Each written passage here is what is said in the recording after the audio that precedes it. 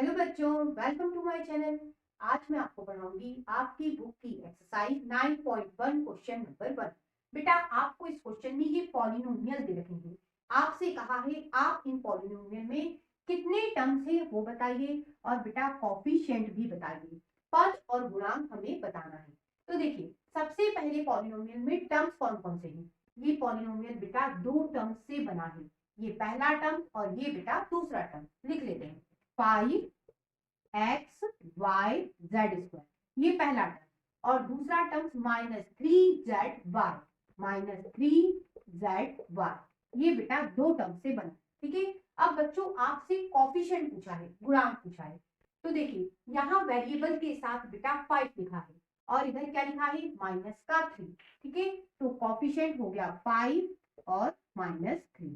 ठीक है। अब इधर चलते हैं। यहाँ बेटा ये पॉलिनोमियल तीन टर्म से बना है। देखिए, ये पहला, ये दूसरा, ये तीसरा। लिख लेते हैं 1x और x स्क्वायर, ये तीन टर्म से बना है। अब बेटा कॉफिशिएंट देखिए, 1 के साथ आप लिख सकते हो 1, मतलब 1 इंटू 1 है ना। x के साथ बेटा कोई नंबर नहीं है, यहाँ भी आप इंटू 1 कर सकते हो। और x स्क्वायर के साथ भी कोई नंबर नहीं है, आप यहाँ भी इंटू 1 कर सकते हो। अब देखिए, 1 के साथ क्या लिखा है 1, तो बेटा यहाँ कॉफिशिएंट हो गया 1। x के साथ क्या लिखा है बेटा 1, ठीक है, नंबर 1 लिखा है तो 1। और बच्चों एक्स स्क्वायर के साथ भी 1 लिखा है, तो एक्स स्क्वायर का कॉफिशिएंट भी हो गया 1। ठीक है। ये पॉलिनोमियल बेटा तीन टर्म से बना है। ठीक है, लिख लेते हैं। पहला टर्म ये रहा 4x स्क्वायर y स्क्वायर। ठीक है। दूसरा टर्म बेटा -4x square y square z square, -4x square y square z square. और तीसरा टर्म बेटा z स्क्वायर। अब बच्चों कॉफिशिएंट की बारी। एक्स स्क्वायर वाई स्क्वायर के साथ नंबर बेटा क्या लिखा है 4, तो बेटा इसका कॉफिशिएंट हो गया 4।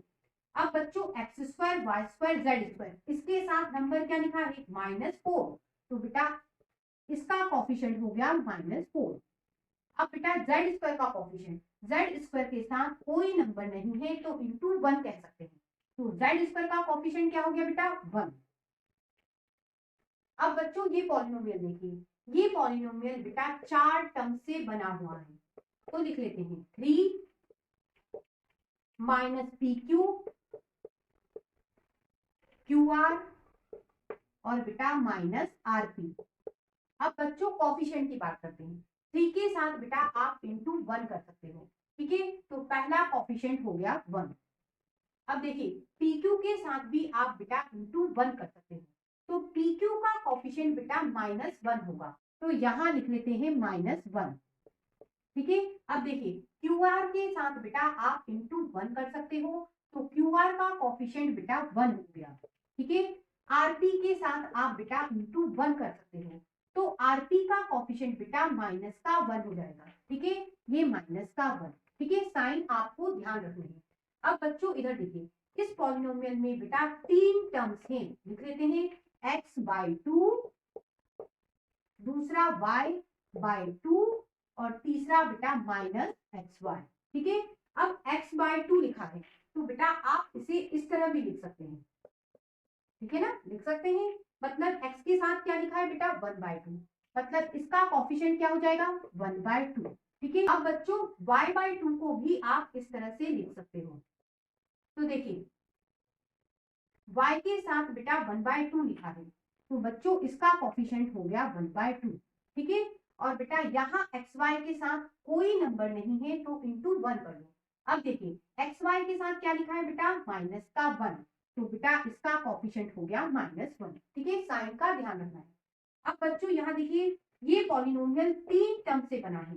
पहला टर्म से 0.38, दूसरा टर्म से -0.6 और तीसरा टर्म से बेटा 0.5b। ठीक है, ये तीनों टर्म्स हो गए। अब कॉफिशिएंट की बारी। ए के साथ बेटा ये नंबर लिखा है, तो ए का कॉफिशिएंट हो गया 0.3। ठीक है। इधर बेटा ए बी के साथ ये लिखा है, मतलब -0.6 कॉफिशिएंट हो जाएगा, -0.6।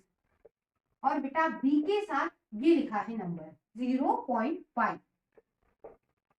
इस तरह से बच्चों आज हमने दिए हुए पॉलिनोमियल से टर्म्स और कॉफिशिएंट पता करा। चलिए फिर मिलेंगे, फिर कुछ नया सीखेंगे। तब तक के लिए गुड बाय।